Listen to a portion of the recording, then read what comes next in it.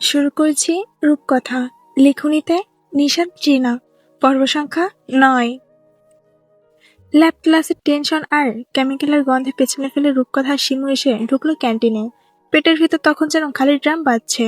রূপকথা টেবিলে বসে মজা করে বলল, শিমু আজ সিঙ্গারা খেতেই হবে, না খেলে বাঁচবো না।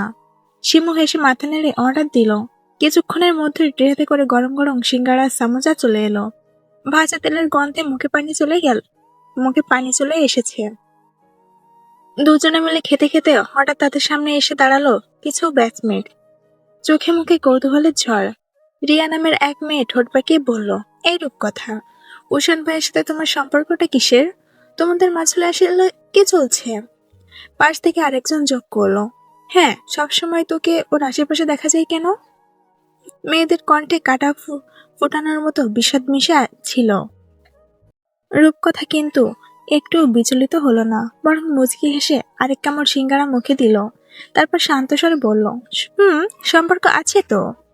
মেয়েরা একসাথে চমকে উঠল, কি সম্পর্ক? রূপকথা খেতে খেতে বলল, আছে তো। তোমাদেরও তো এটাই মনে হয়েছে তাই না? রিয়া নামের মেয়েটা ভ্রুকুচকে বলে, কি সম্পর্ক তোরা রোশন ভাইয়ের? রূপকথা তার হাতে সিঙ্গারা খেয়ে উঠে দাঁড়িয়ে নির্লিপ্ত ভঙ্গিতে বলল, সেটা তোমাদের উষান ভাইকে জিজ্ঞাসা করে দেখো। মেয়েগুলো এবার একটু রেগে যায়। তারা তীক্ষ্ণ স্বরে বলে, প্রশ্নটা তো তোমাকে করেছি, তাহলে উত্তর উষান ভাই কেন দেবে? রূপকথা এবার মেয়েগুলোর চোখে চোখ রেখে বলে, আমার নামের সাথে যেহেতু তার নাম তোমরা জুড়েছ, তো উত্তরটা তার কাছ থেকেই নিয়ে নিও, আমাকে আর ডিস্টার্ব করবে না। কথাটা বলে শিমুর হাত ধরে সরে আসতে নিল। তখনই পেছন থেকে রিয়া তীক্ষ্ণ স্বরে বলল, তুমি কিন্তু বেশি বাড়াবাড়ি করছো, আমাদের সাথে লাগতে এসো না, আমাদের সাথে অনেক সিনিয়রদের হাত আছে। রূপকথা ভ্রুকুচকে মুখটা সামান্য ভীতু ভঙ্গিতে বলল, সত্যি? মেয়েরা মজা পেয়ে হাসাহাসি শুরু করলো, কিন্তু তা বেশিক্ষণ টিকলো না। রূপকথার ঠোঁটের ঠান্ডা হাসি খেলে গেল। But I don't care. এবার সে পাশ কাটিয়ে যেতে নিল। ঠিক সেই সময় রিয়া পা এগিয়ে দিল। রূপকথা খেয়াল করলো না, পা জড়িয়ে সামনে হোঁচট খেয়ে পড়ে যেতে লাগলো। কিন্তু মাটিতে পড়ার আগে একজোড়া শক্ত পুরুষের হাত তাকে বুকের সাথে টেনে নিল। রূপকথার চোখ ঝলকে উঠে বিস্ময়ে। সামনে তাকিয়ে দেখে উষানের মুখে কড়া উদ্বেগ। ঠিক আছো তুমি? পড়ে যাচ্ছিলে কিভাবে? রূপকথা চোখ ঘুরিয়ে পেছনে মেয়েদের দিকে তাকালো, যারা তখন ভয়ে সাদা হয়ে গেছে। সে ঠান্ডা স্বরে বলল, চেয়ারের সাথে পা বেঁধে গিয়েছিল, তাই হয়তো। উষান ভ্রুকুচকে রেগে উঠল, দেখে চলতে পারো না? পড়ে গেলে কি হতো? দাঁড়াও দেখি পায়ে লেগেছে কিনা। সে নিচে তাকিয়ে দেখলো রূপকথার পায়ে আঙুলের নখ উঠে গেছে, রক্ত ঝরছে। কিন্তু রূপকথা বলে ওঠে, ঠিক আছে, আমি কিছু হয়নি।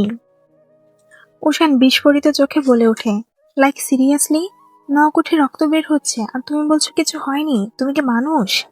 তারপর কারো কোনো কথা না শুনে সে দৌড়ে গিয়ে ক্যান্টিন থেকে ফার্স্ট এড বক্স নিয়ে এলো। তারপর জোর করে রূপকথাকে চেয়ারে বসিয়ে দিল।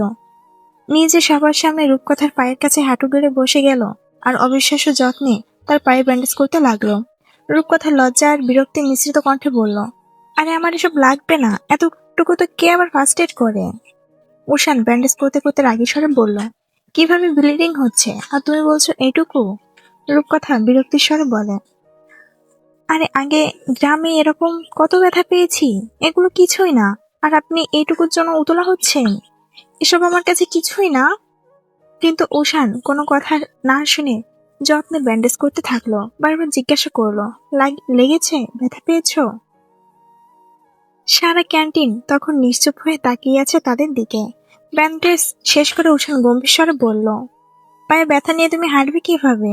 রূপকথা ক্ষুব্ধ হয়ে বলে উঠল, এতক্ষণ ব্যথা ছিল না, কিন্তু এখন আপনার ওই মোটা ব্যান্ডেজের জন্য অসহ্য লাগছে। উষান কয়েক সেকেন্ড তার দিকে তাকিয়ে রইল। তারপর হঠাৎ শিমুর দিকে ঘুরে বলল, শিমু, তুই আর ব্যাগটা নে। রূপকথা চোখ কুচকে প্রতিবাদ করলো, কেন? আমার হাত আছে, আমি নিজেই নিতে পারি। কিন্তু সে কথা শেষ করার আগে উষান ঝটকা দিয়ে তাকে পাচাকলে করে তুলে নিল। রূপকথা চোখ বিস্ফোরিত, আরে আরে কি করছেন? নামান আমাকে, সবাই দেখছে। সারা ক্যান্টিন স্তব্ধ হয়ে তাকিয়ে রইল। শিমু হতভম্ব হয়ে দাঁড়িয়ে আছে ব্যাগ হাতে। চোখ তার মার্বেল। কিন্তু উষান একটু পাত্তা দিল না কাউকে। দৃঢ় পদক্ষেপে রূপকথাকে কোলে নিয়ে ক্যান্টিন থেকে বেরিয়ে এলো। রূপকথা বারবার বলে যাচ্ছিল, আমাকে নামান, নামান এক্ষুনি। কিন্তু উষান যেন তার কণ্ঠ শুনছেই না। তার চোখে এক অদ্ভুত জেদ, এক অঘোষিত অধিকার। ক্যান্টিনের ভেতর যেন হঠাৎই নিস্তব্ধতা নেমে এলো। সবাই বিস্মিত চোখে তাকিয়ে আছে উষানের দিকে, যে বিন্দুমাত্র দ্বিধা না করে রূপকথাকে কোলে নিয়ে বেরিয়ে গেল। ফিসফিসানি, বিস্ফোরিত চোখ, অবিশ্বাস্য সবকিছু একাকার হয়ে আছে বাতাসে। সবার ভিড়ের আড়াল থেকে মৃন্ময় দাঁড়িয়ে দেখছিল সবটা। তার চোখ দুটো অনুভূতিহীন, যেন এই দৃশ্য তার কাছে খুব স্বাভাবিক, অথচ বুকের ভেতরে কেমন ঝড় উঠেছে সেটা চোখের দৃষ্টি বুঝতে দিচ্ছে না। পাশে দাঁড়ানো আরুষি উদ্বেগ স্বরে বলল, মৃন্ময়ী, তুই এভাবে সব দেখবি, শুধু কিছুই বলবি না, করবিও না? মৃন্ময়ী ঠোঁটে একটুখানি বিষণ্ণ হাসি টেনে নিল। যে আমার নয় তার জন্য কিসের লড়াই? আর কার সাথেই বা লড়াই করব বল? আরুষি চুপ মেরে গেল। তবে তার চোখে স্পষ্ট হয়ে উঠল বান্ধবীর কষ্ট। মৃন্ময়ী নিঃশব্দে তাকিয়ে রইল উষানের চলে যাওয়ার পথের দিকে। তার ঠোঁট ফিসফিস করে উঠল, তুমি বড্ড ভাগ্যবতী রূপকথা, কারণ তুমি আমার অনেক সাধনার উষান ভাইকে নিজের করে পেয়েছ। বলতে বলতে চোখ থেকে টুপটাপ গড়িয়ে পড়ল অশ্রুবিন্দু। ঠিক তখনই পেছন থেকে এক ঠান্ডা অথচ দৃঢ় কণ্ঠ ভেসে এলো, তোমার কথাটা উল্টো হবে মৃন্ময়ী। মৃন্ময়ী ধীরে ঘুরে তাকালো, দেখলো কাবির দাঁড়িয়ে আছে। কাবির সামনের দৃষ্টি স্থির রেখে বলল, আসলে কথাটা হবে, উষান অনেক ভাগ্যবান, কারণ রূপকথা তার জীবনে এসেছে। মৃন্ময়ের চোখে প্রশ্ন ভরে উঠল। কাবির তার দৃষ্টির দিকে তাকিয়ে মৃদু হাসলো। একদিন এই কথার উত্তর তুমি ঠিকই পেয়ে যাবে, বলে কাবির ধীরে পায়ে সামনের দিকে হাঁটতে শুরু করলো। মৃন্ময় স্থির হয়ে তাকিয়ে রইল তার চলে যাওয়ার পথের দিকে। চোখের কোণে লুকানো জল আরো ভারী হয়ে উঠল।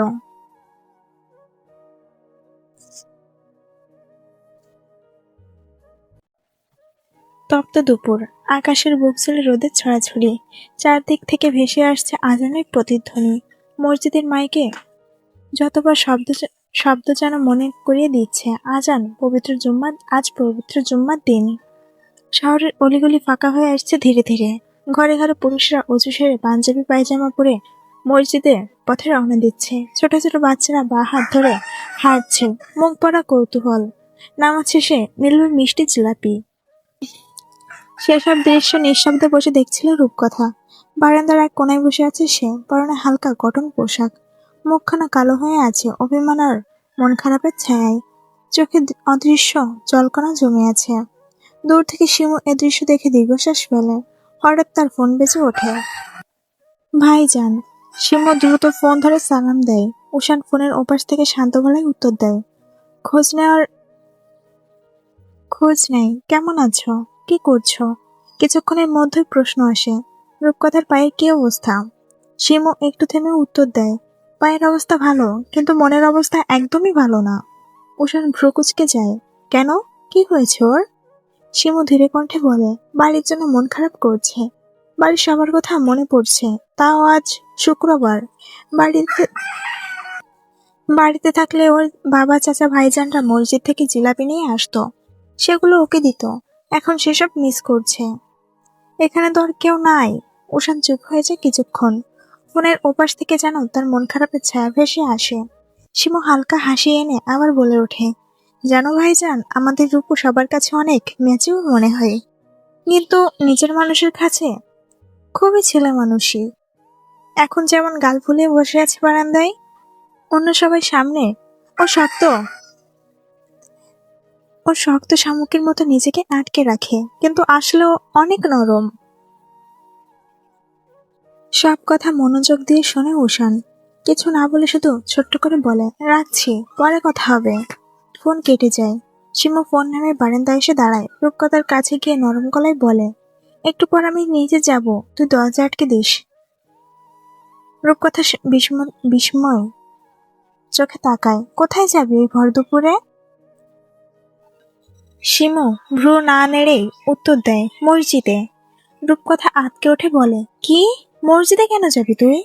সীমা গম্ভীর ভঙ্গিতে বলে, জিলাপি চাইতে যাব, দেখি কয়টা দেয়, কারণ আমার বাসায় একটা দেড়ে বাচ্চা মেয়ে শুধু জিলাপির জন্য মন খারাপ করে বসে আছে। রূপকথা চোখ পিটপিট করে তাকায়, গাল ফুলিয়ে বলে, মজা করছিস আমার সাথে তাই না? শিমু ঠোঁটে দুষ্টু হাসি টেনে বলে, একদম না, একেবারে সত্যি বলছি। রূপকথা এবার অভিমানী গলায় বলে, লাগবে না আমার জিলাপি, খাবো না আমি জিলাপি, কারোর সাথে কথা বলবো না, সবাই ভুলে গেছে আমাকে। শিশির ভাইজান, তুষার ভাইজান, ওই নয়ন ভাই, কেউ আমাকে ভালোবাসে না। ঢাকায় থেকেও আমি একা, কেউ মনে করে না আমাকে। সীমা মৃদু হেসে রূপকথার পেছনে এসে দাঁড়ায়, আস্তে করে দুহাত দিয়ে জড়িয়ে ধরে। কেন? আমি কি তোর কেউ না? রূপকথা মুখ বাঁকিয়ে বলে, তুই আমার সব, বাকিরা সবাই খারাপ, কারোর সাথে কথা নেই আমার। সে বলে ভেতরের রুমে চলে যায়। শিমু পেছন থেকে তাকিয়ে থাকে কিছুক্ষণ, তারপর হেসে ফেলে। পাগলি একটা। তার চোখে মুখে ভেসে ওঠে অদ্ভুত মমতার ছায়া। তপ্ত দুপুরের মলিনতা যেন মুহূর্তে ভেঙে গেল রূপকথার ফোনের রিংটনে। স্ক্রিনে ভেসে ওঠা নামটা দেখে তার বুকের ভিতর কেঁপে উঠল। উশান। ফোন রিসিভ করতে অপাশ থেকে কেবল একটাই বাক্য ভেসে এলো, গম্ভীর অথচ স্নিগ্ধ কণ্ঠে, শিমুকে নিয়ে এক্ষুনি নিচে নামো। আর কোনো কথা না বলেই কেটে দিল কল। রূপকথা হতবাক হয়ে ফোনের দিকে তাকিয়ে রইল খানিকক্ষণ। কিছুই বোঝে না, তবুও অদ্ভুত টান অনুভব করে তাড়াহুড়ো করে মাথার ওড়না জড়িয়ে শিমুকে নিয়ে বাসার বাইরে বের হয়। গেট পেরোতে দৃষ্টি আটকে গেল সামনে দাঁড়িয়ে থাকা উষানের দিকে। সাদা পাঞ্জাবি পায়জামা, মাথায় টুপি, গরম দুপুরে যেন এক অদ্ভুত স্নিগ্ধতার ছায়া ছড়াচ্ছে তার চারপাশে। রূপকথা থমকে গেল মুহূর্তে। উষান এগিয়ে এসে তার হাতে দিল ছোট্ট প্যাকেট ভরা জিলাপি। আরেকটা প্যাকেট শিমুর হাতে। বিস্ময় চোখ বড় হয়ে গেল রূপকথার। এর মধ্যেই কবির, নিবিড় আর হৃদয় এগিয়ে এলো। তাদের হাতেও জিলাপি। একে একে সবাই শিমু আর রূপকথার হাতে প্যাকেটগুলো তুলে দিল। কবির হেসে রূপকথার মাথায় হাত রেখে আদুরে স্বরে বলে, এবার তো আর মন খারাপ নেই রূপের রানী। উষান পাশ থেকে ফিসফিসিয়ে কবিরের কানে কানে বলল, হাত সরা, ওকে দেখলেই তো ছুঁই ছুকানি বেড়ে যায়, দূরে যা। কবির ঠোঁট কামড়ে হেসে সরে গেল। রূপকথা অবাক হয়ে চারপাশে তাকিয়ে বলে উঠল, আপনারা এখানে এই সময়? নেমে ঠাট্টা করে হেসে উত্তর দিল, শুনলাম তুমি নাকি জিলাপির জন্য কান্নাকাটি করছিলে, তাই তোমার জন্য জিলাপি নিয়ে চলে এলাম। রূপকথা তীক্ষ্ণ চোখে তার পাশে দাঁড়ানো শিমু তাকালো শিমুর দিকে। শিমু শুকনো ঢোক গিলে কষ্ট করে হাসলো, দাঁতে দাঁত চেপে রূপকথা ফিসফিসিয়ে বলল, ভেতরে চল, তোর খবর আছে। শিমু অসহায়ের মতো উষানের দিকে তাকিয়ে রইল। সে তো কেবল কথার ছলে বলেছিল, কিন্তু ভাই যে সত্যি সত্যি জিলাপি নিয়ে চলে আসবে তা তার কল্পনাতেও ছিল না। তবে সেসব নিয়ে উষ্ণের ভ্রুক্ষেপ নেই। তার চোখ আটকে আছে এক জায়গায়, তার লীলাবালির উপর। হালকা গোলাপি সুতির থ্রি পিস, মাথায় ওড়না, ওড়নার ফাঁক গলে কপালে ভেসে আসা কিছু চুল, গরমে ঘামে ভেজা মুখ। উষানের কাছে যে সে যেন নিখুঁত এক মায়ার প্রতিমা। এই মেয়েটার জন্য তার এতটা পথ আসা, নামাজ শেষে হোটেল থেকে জিলাপি কেনা, ছোট ছোট প্যাকেট সাজিয়ে হাতে তুলে দেওয়া, শুধু যেন রূপকথার মুখে একটুখানি হাসি ফুটে ওঠে। কারণ রূপকথার মন খারাপ মানে উষানের অন্তর ভরে ওঠা ব্যথা, আর তার এইটুখানি খুশি উষানের কাছে পৃথিবীর সবচেয়ে বড় শান্তি।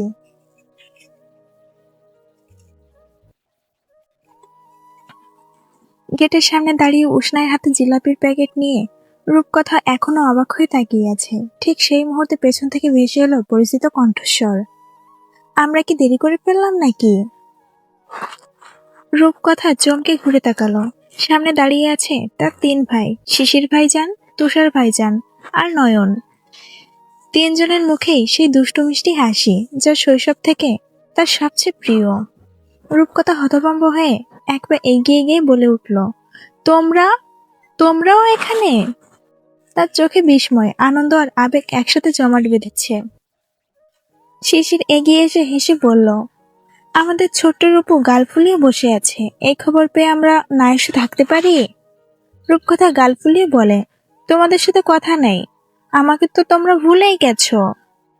তুষার ভাইজান স্নেহ ভরা চোখে মাথায় হাত রেখে মমতার সুরে বলে, তোকে কি আমরা ভুলতে পারি রে পাগলি? তুই যদি মন খারাপ করে বসে থাকিস তাহলে আমরা কোথায় থাকি রূপু?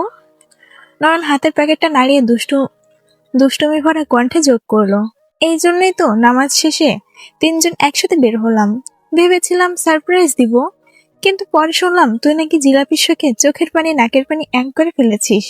তাই মসজিদ থেকে কয়টা বাড়তি জিলাপি চেয়ে আনলাম তোর জন্য। তার কথায় সবাই মুখ চেপে হেসে উঠল। রূপকথা চোখে জল আর মুখে রাগ নিয়ে চিৎকার করে উঠল, নয়ন না।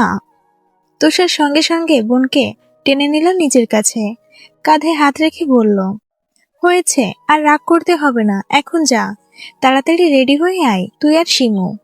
রূপকথা কপালে ভাঁজ ফেলে বলল, কেন রেডি হব? নয়ন পাশ থেকে ভেঙিয়ে বলল, আবার মসজিদে মসজিদে জিলাপি চাইতে যাব আমরা। সবাই আবার হেসে উঠল।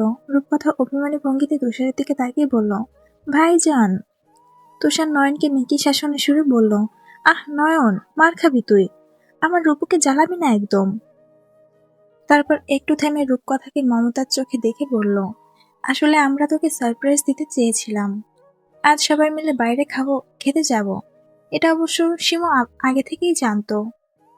রূপকথা তখন শিমুর দিকে চোখ ছোট করে তাকালো। শিমু দাঁত বের করে ইনোসেন্ট ভঙ্গিতে হেসে দিল। শিশির বার মজা করে বলল, পরে শুনলাম তুই নাকি জিলাপির শোকে দেবদাস হয়ে গেছিস, কিন্তু এখানে এসে দেখি তুই তো জিলাপির রানী হয়ে গেছিস।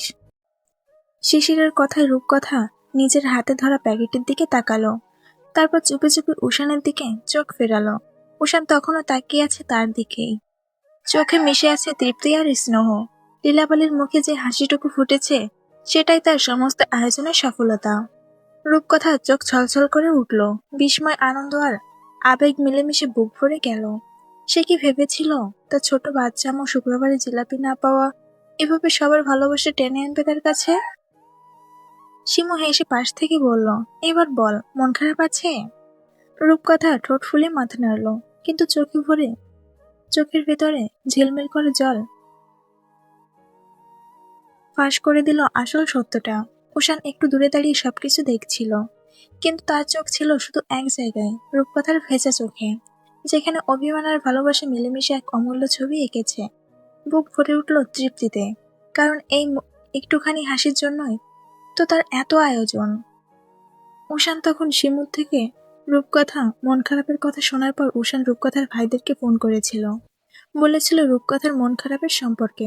অবশ্য রূপকথার ভাইয়েরা আগে থেকে এখানে আসার প্ল্যান করে রেখেছিল, যা রূপকথার মুখে হাসি ফোটায়। এরপর সবাই মিলে বাইরে দুপুরের খাবারে যায়। প্রথমে উষানরা কেউ যেতে চাইছিল না, কিন্তু শিশির তুষার নয়নের জোড়াজুড়িতে রাজি হলো। আর তাতেই হলো উষানের বড় পাওয়া, নিজের লীলাবলীর সাথে কিছুটা নির্ভর সময় কাটানোর সুযোগ। সকালটা ছিল একেবারে কুয়াশা ভেজা, ক্লান্ত বিষণ্ণতায় মরা। সূর্যের আলো ফুটলেও মৃন্ময়ের চোখে তা পৌঁছায় না। তার শরীর জুড়ে রাতের জ্বরের ছাপ, ফ্যাকাশে মুখ, দুর্বল দেহভঙ্গি, পা ফেলে এগোনো যেন পাহাড় টপকানোর মতো কষ্টকর। তবুও দৃঢ় মন নিয়ে সে ক্লাসের পথে হাঁটছে, কারণ আজকের ক্লাস তার কাছে গুরুত্বপূর্ণ।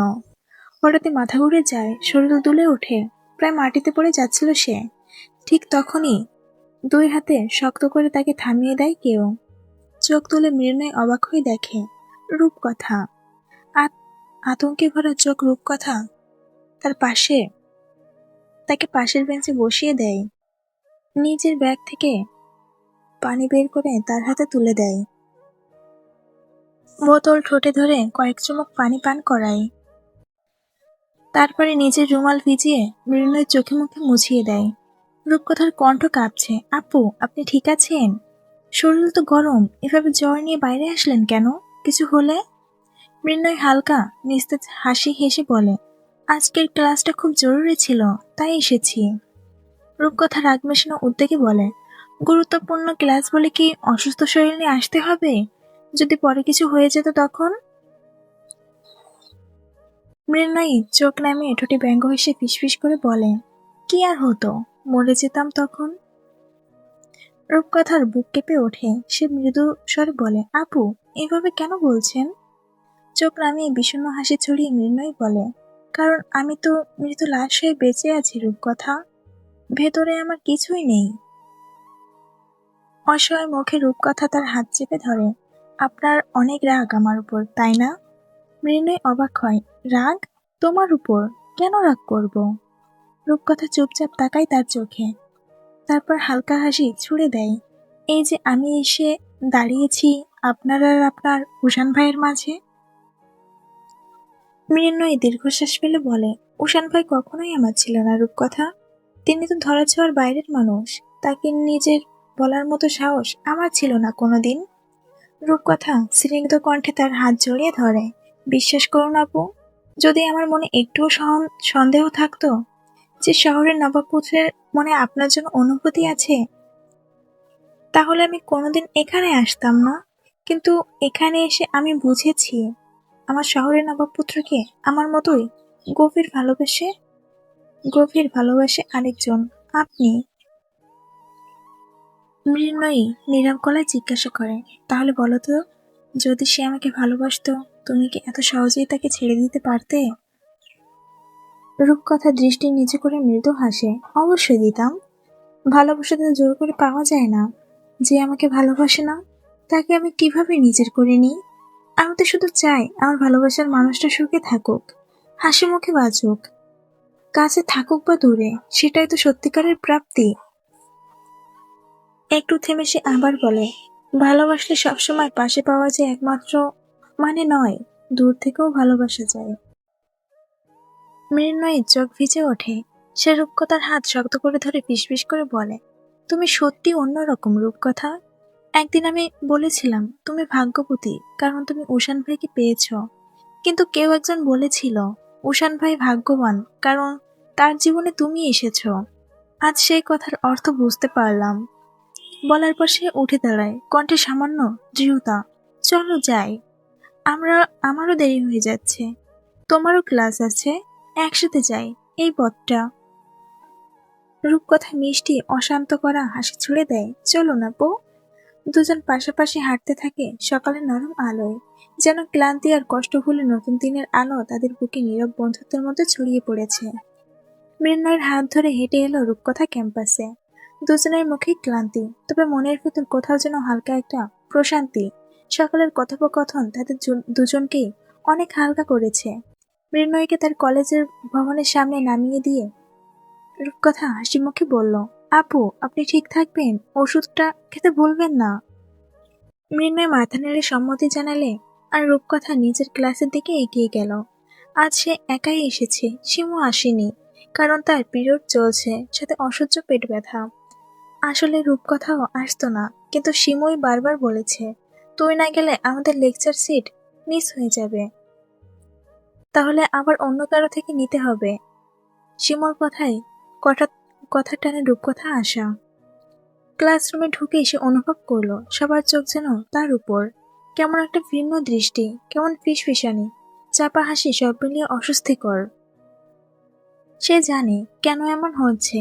সেই দিন উষানের কোলে ভর করে সবার সামনে হেঁটে যাওয়ার দৃশ্যটা এখনো ক্লাসমেটদের মুখে মুখে ঘুরছে। তাদের অকারণ দৃষ্টি, খুঁটিয়ে দেখা, কানাকানি, সবাই গায়ে লেগেও রূপকথার মুখে কিছু প্রকাশ করল না। মাথা নিচু করে নিজের সিটে গিয়ে বসলো। হাতের খাতা খুলে যখন মনোযোগ দেওয়ার চেষ্টা করছে, তখনই প্রফেসর ঢুকে এলেন। সঙ্গে সঙ্গে ক্লাস নিস্তব্ধ হয়ে গেল। লেকচার শুরু হলো। তার কণ্ঠের প্রতিটি শব্দ রূপকথার মন দিয়ে ধরার চেষ্টা করলো, যদিও ভেতরে ভেতরে সে অস্বস্তি থেকে বেরোতে পারছিল না। অবশেষে ক্লাস শেষ হলো। রূপকথার পেট তখন টনটন করছে, খিদেতে বাজছে। সকাল থেকে ঠিকমতো কিছু খাওয়া হয়নি, আর সামনে আরো 2টা ক্লাস বাকি, তাই সরাসরি ক্যান্টিনের দিকে হাঁটা দিল। রূপকথা ক্যান্টিনে ঢুকে একটা টেবিল খুঁজছিল বসার জন্য। ঠিক তখনই পেছন থেকে কারো ডাক ভেসে এলো, এই রূপকথা, এইদিকে। ঘাড় ঘুরিয়ে দেখলো সামনের টেবিলে বসে আছে উষান, কবির, নিবিড় হৃদয়, মিলি আর বিথি। ডাকছিল বিথি। রূপকথা তাদের দিকে এগিয়ে গেল। বিথি মিষ্টি হেসে বলল, আমাদের সাথে এখানে বসো। রূপকথা মাথা নাড়িয়ে রাজি হয়, কিন্তু টেবিলের সবকটা চেয়ারই বসে। তখন উষান নিজের চেয়ারটা সরিয়ে পাশের টেবিল থেকে আরেকটা চেয়ার টেনে এনে নিজের পাশে রাখলো। তারপর সরাসরি রূপকথার দিকে তাকিয়ে বলল, এখানে বসো। রূপকথা হালকা হেসে গিয়ে বসে পড়ল। বসতে উষান একদম গম্ভীর গলায় বলে উঠল, একা একা কেন আসতে গেলে? শিমু বলেছিল ওর মাথা ব্যথা, তাই আসবে না। আমি তো ভেবেছিলাম তুমিও হয়তো আসবে না। রূপকথা বুঝতে পারলো শিমু লজ্জায় সত্যিটা বলেনি। সে শুধু শান্তভাবে উত্তর দিল, আমিও আসতে চাইনি, কিন্তু শিমুই জোর করে পাঠালো। বলল দুজন একসাথে ক্লাস মিস করলে আবার অন্য কারো থেকে নোট নিতে হবে, তাই এলাম। সবাই একসাথে হেসে উঠল। ও আচ্ছা। উষান জিজ্ঞাসা করলো, এরপর ক্লাস আছে? রূপকথা মাথা নেড়ে বলল, হ্যাঁ, আরো 2টা ক্লাস। উষান নীরবে মাথা ঝাঁকালো। বিথি বিরক্তির সুরে হতাশার সুরে বলল, আহ, আর ভালো লাগে না, একের পর এক এক্সাম। স্যার কেন যে এত এক্সাম নেয়? নিবিড় তখনও বইয়ের পাতায় উল্টাতে উল্টাতে বলল, যা বলেছিস, আমার তো মাথায় ঢুকছেই না কিছু। কবির পাশ থেকে ধমক দিয়ে বলল, তুই যে চ্যাপ্টার পড়ছিস ওইটা দেখা হয়নি গাধা, ওটা দেওয়া হয়নি গাধা। ক্লাসের সময় মন কোথায় থাকে তোর? মিলি 2 হাত তুলে দোয়া করার ভঙ্গিতে বলল, আল্লাহ, আজকের পরীক্ষা বানচাল করে দিন প্লিজ। হৃদয় বলল, তোদের এসব শুনে আমার খিদে বেড়ে গেছে, আগে খাই তারপর টেনশন করব। হৃদয়ের কথায় সবাই হেসে উঠল। সে ওয়েটার ডেকে সবার জন্য চিকেন পাস্তা অর্ডার করলো। কিছুক্ষণের মধ্যেই গরম গরম চিকেন পাস্তা চলে এলো। সবাই মিলে গল্প করতে করতে খেতে শুরু করলো। কিন্তু রূপকথা চুপ করে বসে রইল, কারণ সে চিকেন খায় না। বিশেষ করে বাইরেরটা তার একেবারে ভালো লাগে না, কিন্তু কাউকে বলতেও পারল না। পেটে খিদে জ্বালা করছে, আর সামনে চিকেন ভরা প্লেট। সে পেট চেপে ঠোঁট ফুলিয়ে রেখে রইল। মনে মনে ভাবলো, কিছু না, জোর করে খেয়ে নিব।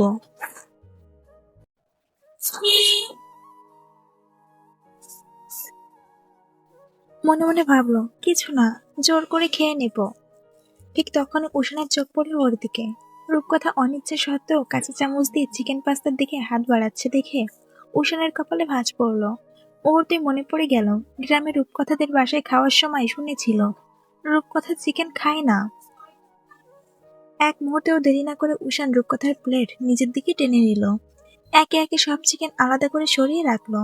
তারপর শুধু পাস্তার তার দিকে এগিয়ে দিয়ে বলল, নিজের কোনটা ভালো লাগে কোনটা লাগে না এটা মুখ ফুটে বলা যায় না, অন্য সময় তো মুখে খই ফোটে। রূপকথা অবাক হয়ে তাকিয়ে রইল। এটা উষান জানে? এটাই তার কাছে অবিশ্বাস্য। ভেতরে ভেতরে মনটা ভরে উঠল। শহরের নবাব পুত্র এত মানুষের ভিড়ে তার খুঁটিনাটি অভ্যাসটা মনে রেখেছে। সে কিছুই বলল না, শুধু মাথা নিচু করে খেতে শুরু করলো। মুখে কোনো শব্দ নেই, কিন্তু চোখে ভাসছে এক অদ্ভুত আলো। পাশে বসা বাকিরা একে অপরের দিকে তাকিয়ে মিটিমিটি হাসলো। তাদের হাসি যেন নিঃশব্দে বলে উঠল, কিছু একটা হচ্ছে এখানে। ক্যান্টিন থেকে বের হয়ে রূপকথা আবার নিজের ক্লাসে ফিরে যায়। টানা 2টা ক্লাস শেষ করে বাইরে বের হয় সে। ভীষণ ক্লান্ত, সকাল থেকে এত একটানা পড়াশোনা। এখন প্রায় বিকেল। মাঝে ছোট্ট ব্রেক থাকলেও শরীর আর মন দুটোই যেন বিশ্রাম চাইছে, অথচ উপায় নেই। একটু আগেই তিয়াশা আপু ফোন করেছিল, মামের বাসায় যেতে হবে জরুরি কাজে। রূপকথা ভেবেছিল না যাবে, কিন্তু শিমুকে একা ফেলে রাখা যাবে না বলে আপুকে জানিয়ে দিয়েছে আজ থাকছে না।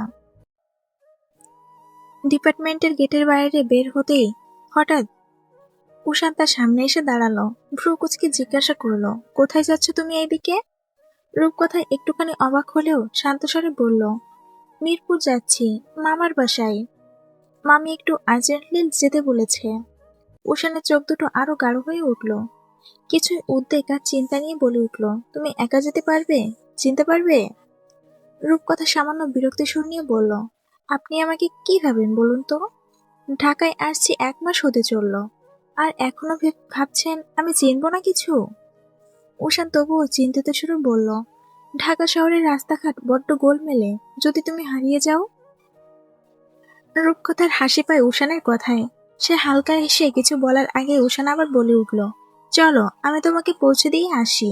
রূপকথা এবার ভ্রুকুচকে বলল, আপনার না আবার একটু পরেই পরীক্ষা, আপনি কোথায় যাবেন এখন? উষানের মনে পড়ল সত্যি আজ তার পরীক্ষা আছে। বিরক্ত ভর করলো মনে। এদিকে রূপকথাকে একা পাঠাতে পারছে না, আরেক দিকে পরীক্ষা ফেলে যাওয়া সম্ভব না। শেষমেশ বলল, তাহলে অন্তত বাস পর্যন্ত তোমাকে এগিয়ে দিই। রূপকথা এবার আর কিছু বলল না। সে ভালো করেই জানে এই ছেলেটা এত সহজে তার পিছু ছাড়বে না। ঠিক তখনই সেখানে এসে হাজির হলো কাবির, নিবিড় আর হৃদয়। কবির কৌতূহলী গলায় বলল, কোথায় যাচ্ছিস তুই? একটু পরে তো পরীক্ষা আছে, মনে আছে? নিবিড় শয়তানি ভরা হাসি দিয়ে বলে উঠল, চল আমরাও যা, সাথ দিই। রূপকথাকে রূপকথাকে একসাথে বাসে তুলে দিয়ে আসি। উষান বিরক্ত হয়ে তাকালো, তোরা আবার কেন যাবি? হৃদয় নিবিড়ের কাঁধে হাত রেখে মিটিমিটি হেসে বলল, তুই যে কারণে যাচ্ছিস আমরাও ঠিক সেই কারণেই যাচ্ছি। কবি তখন মৃদু হাসি দিয়ে রূপকথার দিকে তাকিয়ে বলল, আমরা কি তোমার সাথে যেতে পারি রূপের রানী, বাস স্ট্যান্ড পর্যন্ত? রূপকথা মিষ্টি হেসে উত্তর দিল, কেন নয় ভাইয়া, চলুন। বলে কবিরের পাশে পা মেলালো সে। উষানার বুকের ভিতর হঠাৎ টনক নড়ল। সে হা করে তাকিয়ে রইল রূপকথার কবিরের দিকে। ওদের পাশাপাশি হাঁটার দৃশ্যটা যেন তার সহ্যের বাইরে। হৃদয় তখন ঠোঁট বাঁকিয়ে ফিসফিস করে বলল, যা, তোর পরাণ পাখি তো কবির ভাইয়ের সাথে উড়ে গেল। এবার কি করবি তুই? নিবিড়ও হেসে হাইফাই করলো হৃদয়ের সাথে। উষান বিরক্ত হয়ে গর্জে উঠল, তোরা একেবারে অসহ্যকর। বলে দৌড়ে গিয়ে রূপকথার কবিরের মাঝখানে জায়গা করে নিল। তার চোখে মুখে স্পষ্ট অধিকার বোধ। আর রূপকথা মৃদু হেসে তাকালো তার দিকে, যেন নীরবে সেও বুঝে গেল উষান তাকে এভাবে কখনোই ছেড়ে দিতে পারবে না। উষান ধীরে ধীরে রূপকথাকে বাসে উঠিয়ে দিল। ভিতরে ঢুকে কন্ট্রাক্টরের দিকে সোজা চোখে তাকিয়ে বলল, শোনেন ভাই, এই মেয়েটাকে কিন্তু ঠিকঠাক মিরপুরে ওই জায়গায় নামাতে হবে, ভুল করবেন না। কন্ট্রাক্টর একটু হেসে মাথা নাড়ল, কিন্তু উষানের কণ্ঠে এমন দৃঢ়তা ছিল যে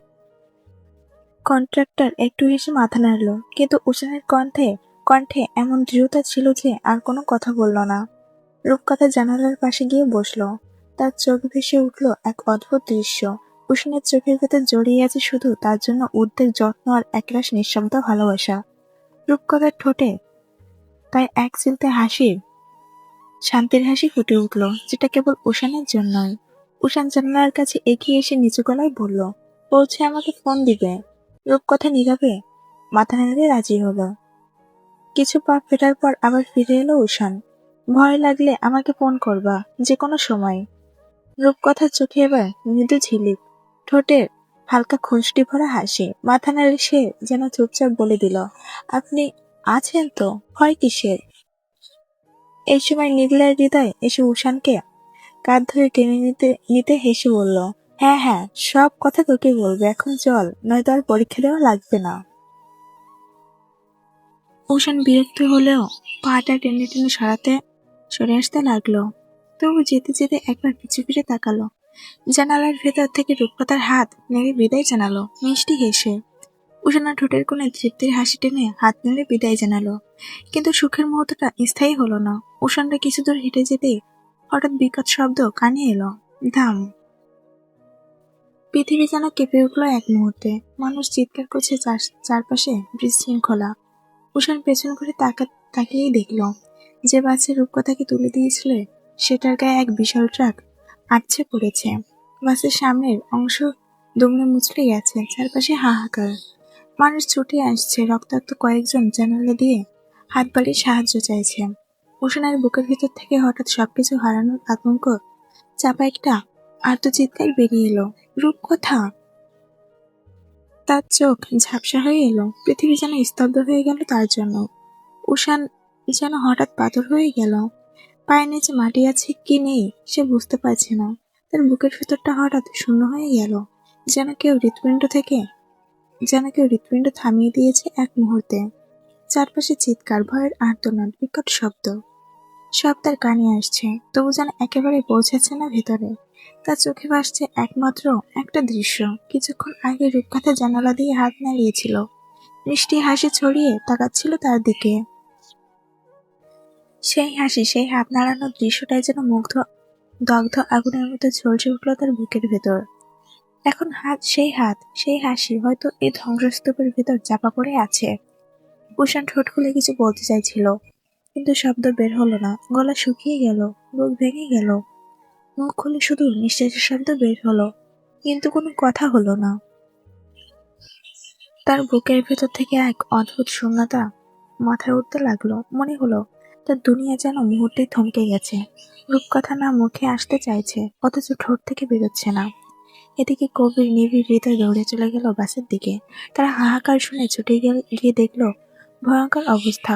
কিন্তু উষান তখনই স্থির দাঁড়িয়ে শূন্য চোখে তাকিয়ে আছে। শরীরে যেন কোনো শক্তি অবশিষ্ট নেই। কিছুক্ষণের মধ্যে কাবির ছুটে ফিরে এলো। সে উষানের কাঁধে শক্ত করে হাত চেপে কাপা কণ্ঠে বলল, উষান, চল, ওই পাশে রূপকথা ছিল। শব্দটা উষানের বুকের ভেতর বজ্রপাতের মতো আঘাত করলো। চোখ রক্তবর্ণ হয়ে উঠল তার। হঠাৎই সে ঝড়ের মতো ছুটে গেল বাসটার দিকে। বাসের অবস্থা ভয়াবহ, লোহাভাঙা কাঠামো, রক্তে ভেজা চিৎকার, মানুষের কান্না।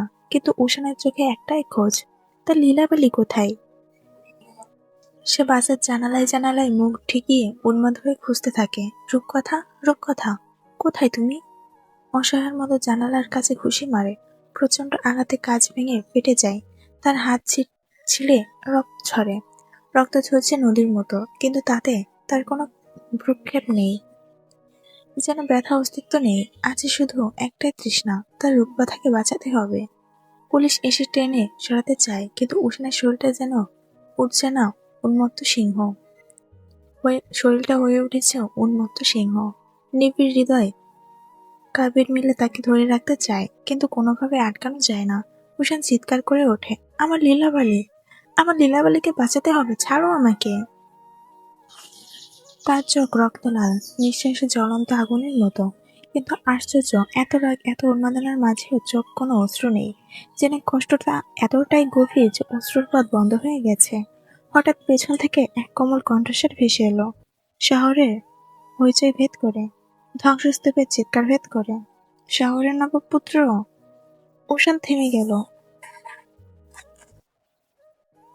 শ্বাস যেন বুকের ভিতর স্থির নদীতে থেমে গেল। মুহূর্তে পৃথিবী স্তব্ধ হয়ে গেল। কেবল সেই কণ্ঠস্বর কানে বেজে উঠল। আস্তে আস্তে, কাঁপতে কাঁপতে সে ঘুরে তাকালো। সামনে দাঁড়িয়ে আছে রূপকথা, সুস্থ, স্বাভাবিক, তবে চোখে ভয়ের আতঙ্ক এখনো আঁকড়ে আছে। তার দুঃখ চোখে জল চিকচিক করছে। উষান নিজেকে সবার থেকে ছাড়িয়ে নিল। তারপর ধীরে ধীরে রূপকথার দিকে এগিয়ে গেল। পদক্ষেপগুলো কেমন যেন অচেনা। একজন রাজপুত্র যেন যুদ্ধক্ষেত্রের শেষে ফিরে আসছে তার রানীর কাছে। রূপকথার সামনে গিয়ে হঠাৎই উষানের পা কেঁপে ওঠে। সে হাঁটু মুড়ে বসে পড়ে তার সামনে। রূপকথা চমকে 2 পা পিছিয়ে যায়। উষান আর নিজেকে ধরে রাখতে পারে না।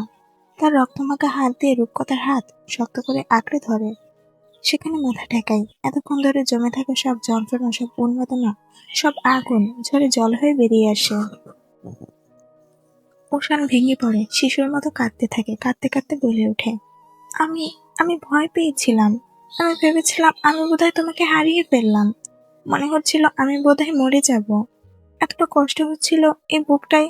তুমি না, আমাকে এভাবে আর কখনো কষ্ট দিও না লীলাবালি, আমি মরে যাব।